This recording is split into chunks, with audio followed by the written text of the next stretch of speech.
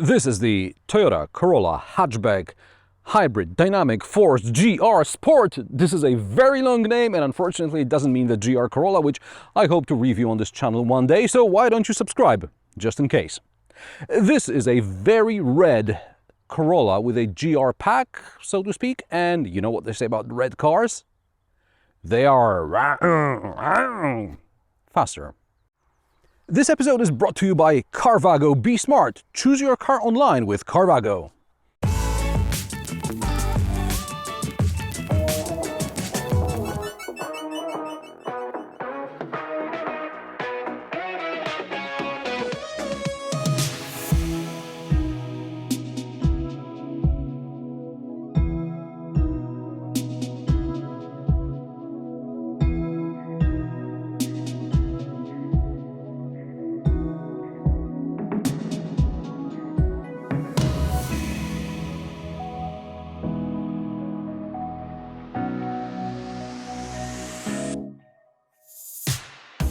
The Toyota Corolla in its current form has the internal designation E210.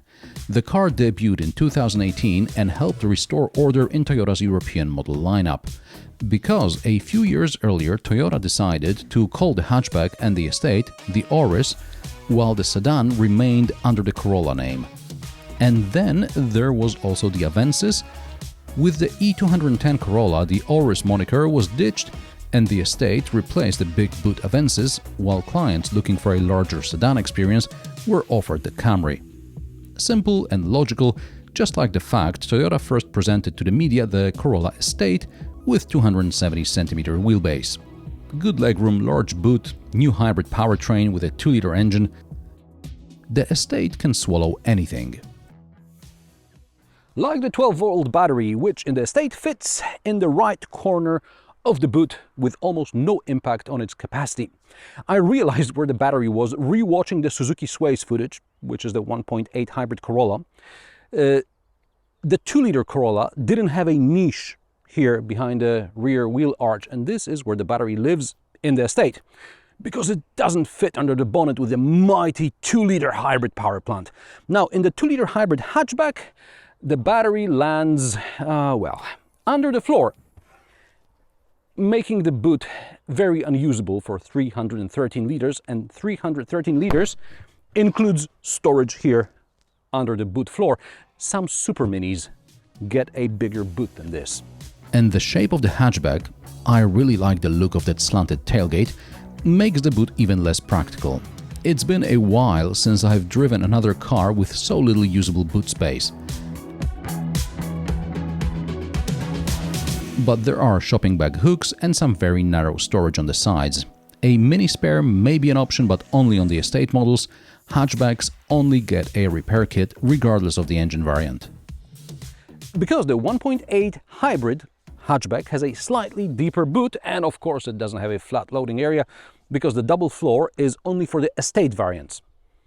And for the 2-liter hatchback sort of, which gets this nice little hook here so you can hang your floor and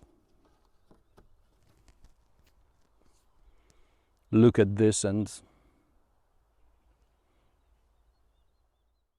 looking for a car for family, fun or work? Carvago.com is the place for you. Carvago is a modern platform with vetted cars from all over Europe. You can buy a car from the comfort of your home and Carvago will deliver it to your doorstep. Carvago.com features more than 700,000 cars from vetted dealers across Europe. You select a car on Carvago. Carvago sends out its experts and presents you with Car Audit, a full report on the actual condition of the car. Car Audit keeps track of 270 technical points, includes photos as well as final evaluation by a Carvago certified technician. Next, you simply select financing and delivery options, you sign a deal with Carvago, and Carvago buys the vetted car for you. You have 14 days after delivery to test drive and return the car without giving a reason. The price also includes up to 12 months warranty depending on the region. So, what's your car from Carvago going to be like? The hatchback has not only the boot smaller than the Estate by some 270 liters, that's almost double, but it also has 6 centimeters shorter wheelbase, and this can be felt in the back. Oh boy. Also, the dark upholstery makes this interior optically cramped. On the plus side, there is a cup holder in the doors and some more cup holders in the armrest. The air vents are optional, but no money will get you USB ports back here. Also, the Isofix mounting points have those plasticky covers that you will either lose or put them in here and they will rattle. It is very comfortable in the front though. I remember I very much enjoyed the seats in the Estate. Here the seats are identical.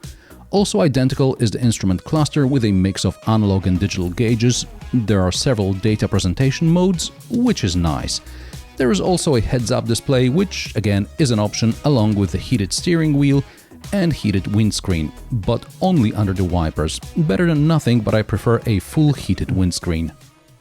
The 2022 model gets a transition infotainment system, I am told, which only retained the volume knob and there are no longer buttons on the side. It's pretty much irrelevant because the 2023 Corolla is supposed to get the same infotainment as you will get on the Subaru Solterra and the Toyota BZ4X.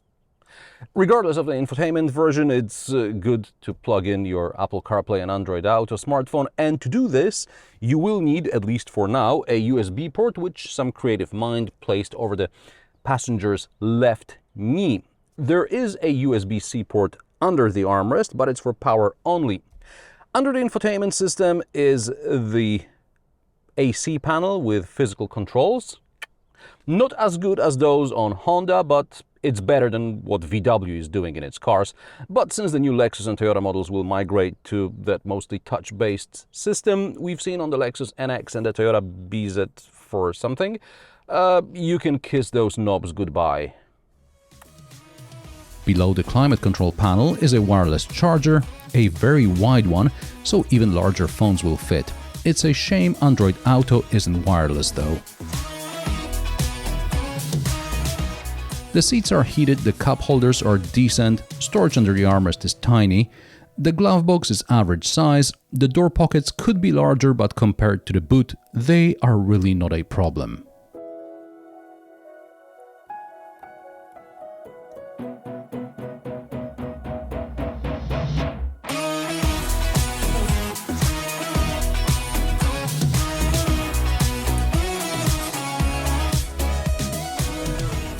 Depending on the market, the GR Sport may be the most loaded version available, or like it is in Poland, it has some of the options from the top trim and a few dedicated options. So, there are dedicated alloys for the GR Sport. The steering wheel has perforated leather and some red stitching.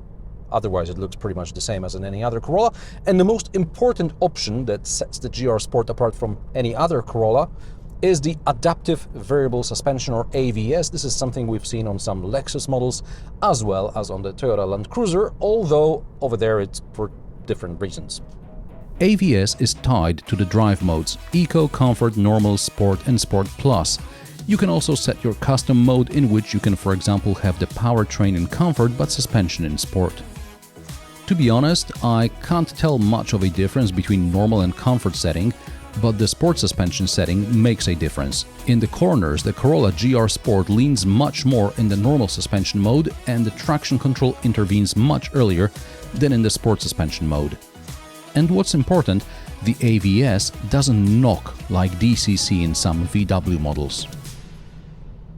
Let's be honest, we're still dealing with a hybrid powertrain and a CVT, but for the first time in a non-sporty Toyota, I feel the powertrain and the suspension work together. I complained about this in the Auris and the CHR, where the suspension and the steering promised much more than the powertrain could deliver.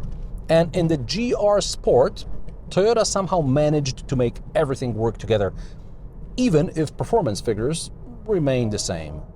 The same means the 0 to 100 km/h time for the 2-liter 184 horsepower Corolla Hatchback should be 7.9 seconds.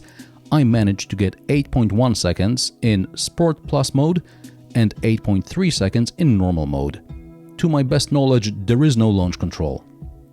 Just remember, spirited driving affects fuel economy in a hybrid car as it would in a car with a conventional engine. After a few dozen kilometers of irresponsible behavior, I was averaging more than 8 liters per 100 kilometers, and it took me a while to get the fuel economy down to around 5 liters combined that Toyota promises. And if you're careful with the throttle, around the city you can get an even better result. And I think that's what's great about the Corolla GR Sport, because on the one hand, you can have some fun, and on the other hand, you can sit in traffic and use very little fuel, which is very expensive these days. Other driving impressions are pretty much the same like in the Corolla Estate I reviewed 3 years ago. At motorway speeds, it does get loud inside, especially when the engine is charging the traction battery. Driver aids are okay, but other brands have them calibrated better. Visibility to the front and to the sides is okay, but over the shoulder you mainly see the thick C-pillar, as it is often the case with hatchbacks. Prices of the Toyota Corolla Hatchback start at €27,550 for the 1.8-liter hybrid. It can soon exceed 30 grand if you choose higher trims and some options. The 2-liter hybrid picks up where the 1.8-liter left off and goes up to 37 grand before we get into the GR Sport models. These can exceed €40,000. The Toyota Corolla Hatchback Hybrid Dynamic Force GR Sport, am I still in the frame even? Is all about the adaptive suspension. If you like spirited driving and for some reason you need to buy a Toyota, and for some reason it can't be a true sports car Toyota, AVS gives you a bit of what you're itching for. But don't get the GR Sport without the adaptive suspension.